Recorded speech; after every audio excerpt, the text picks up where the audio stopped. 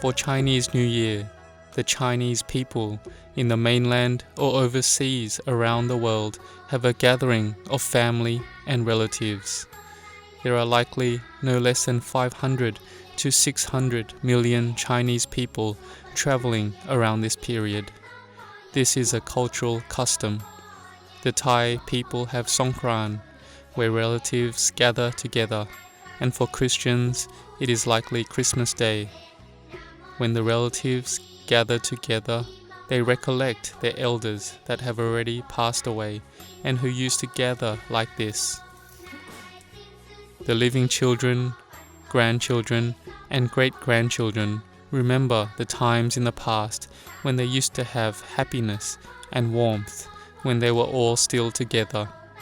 But now that their elders have passed away already, the descendants recollect them and the goodness that they have received from them.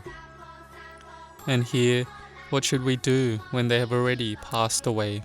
We should make merit on their behalf, to show respect and pay reverence to those who have been good to us is a blessing of our life. And this is even better if we respect them with mindfulness and wisdom as well, not just respecting them simply out of tradition. We think that in the past, when they were still alive, what things had they taught and advised us? Since we were a child, they had taught us. They gave us an education. They advised us in things that were for our benefit, and they stopped us from doing the things that were bad to do. We recollect their goodness and their teachings and advice, and we should think, how much of it have we followed? How can we practice it? We have to do better than last year. This is respect and homage. Although, even if we respect and homage and do it wishing for blessings to have only growth and prosperity, it still gives us strength of mind and some benefit. But the highest benefit comes from putting it into practice. Since the time of our grandfather and grandmother, they had a lot of patience in their study and work. We learn about it and follow them. Then their goodness is with us, and we won't forget them. They taught us to have goodness, to have patience, to overcome difficulties, and to put forth effort. And doing this, then we will have success in our life from following these teachings. They made us behave in this way, and they were also examples to us, so that we would learn and follow, and so we would meet with success. But sometimes, in some families, it's not all good. The mother and father may not be the best examples, but the children must have their own mindfulness and wisdom to change, grow, and possibly become better than their parents. This is an abhichada buddha, the ones who have greater merit and spiritual development than their parents. Or maybe they have the same level as their parents, but at least try not to be lower than one's parents. Otherwise, we may do business that doesn't meet with success. Then, when we go and give homage to our parents, we may feel bad that they have given us wealth and inheritance already, and taught and advised us, and we still can't succeed. But don't give up on improving oneself and one's situation. We should see that one's success will come from strength of mind and strength of effort and perseverance. The people who will overcome suffering and poverty in the world must have effort.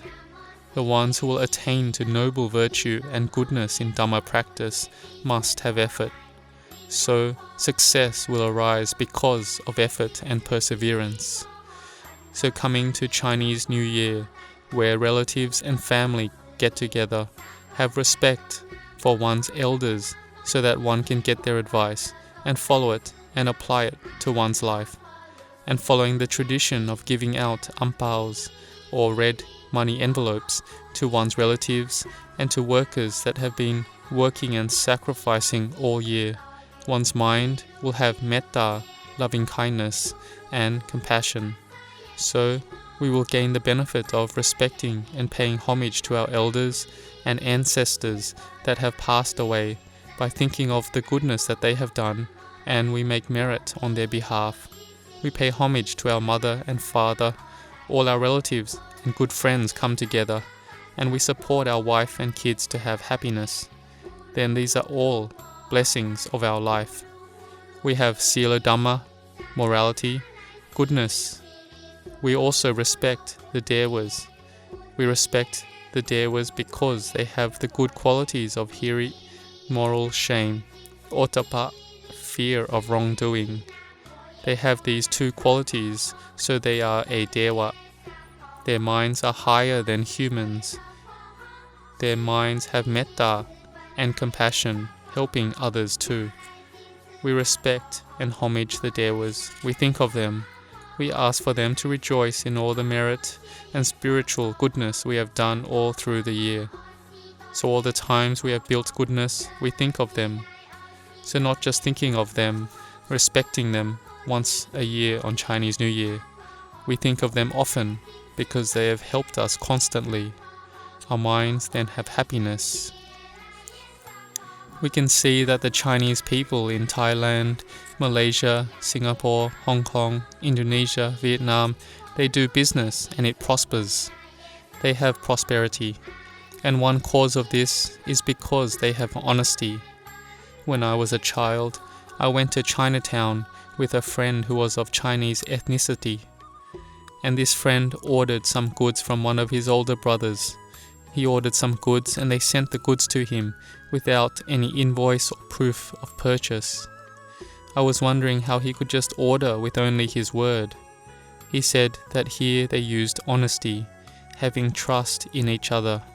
This is satcha, and it relates to the second moral precept of adina dana, that is not stealing, not cheating others. Once we speak something, we mean it. If we borrow goods, then the day we have said we will give it back, then we have to give it back that day. When we have truthfulness, we have morality. We don't cheat or trick others. In Chinatown, whoever cheats others, whoever doesn't practice such a truthfulness, then no one will associate with them. They can't do business in Chinatown. Their bad name will be spread to others. You can see the importance of sila, morality, and the power it has. All the people who do business have honesty and they have sila. It is efficient doing business and trade like this. When everyone is determined in goodness like this, they have honesty and good intentions, then there is prosperity. And this way has been deeply embedded for a long time in the Chinese people in Thailand, in places like Chinatown and other districts. So the gathering of relatives on Chinese New Year has significance, from being a cultural tradition to the arising of warmth from people of good sila, and then higher than this, for those who have wisdom, is the recollecting of goodness, and in learning and sharing the knowledge gained and supporting one's relatives. These all come together as blessings of one's life, as the Buddha taught in the Mangala Sutta. In Thailand, one will notice that when the monasteries have a consecration ceremony for the sima, the sacred boundary of their Uposatha hall, they will usually have it on Chinese New Year. This is because the Chinese in Thailand will practice dana at this time. All through the year, they won't stop working, but during Chinese New Year, they will stop for sure, and they will make merit and help support Buddhism. The Chinese people tend to have a lot of strong faith. Whether building a monastery in Thailand or in the West, it usually must have the great faith from the Chinese people. I give my anumodana. May all the Chinese people have growth, prosperity, good fortune, good luck, good health, strength and success in all aspects in the world and in the Dhamma. For those who aren't of Chinese origin, during this period of Chinese New Year, may you also have all good luck and good fortune. May the monks have progress with their Dhamma practice, and may the novices have growth and progress in their Dhamma studies as well as their Dhamma practice. May all the lay people have happiness and meet with success in this year and in the future.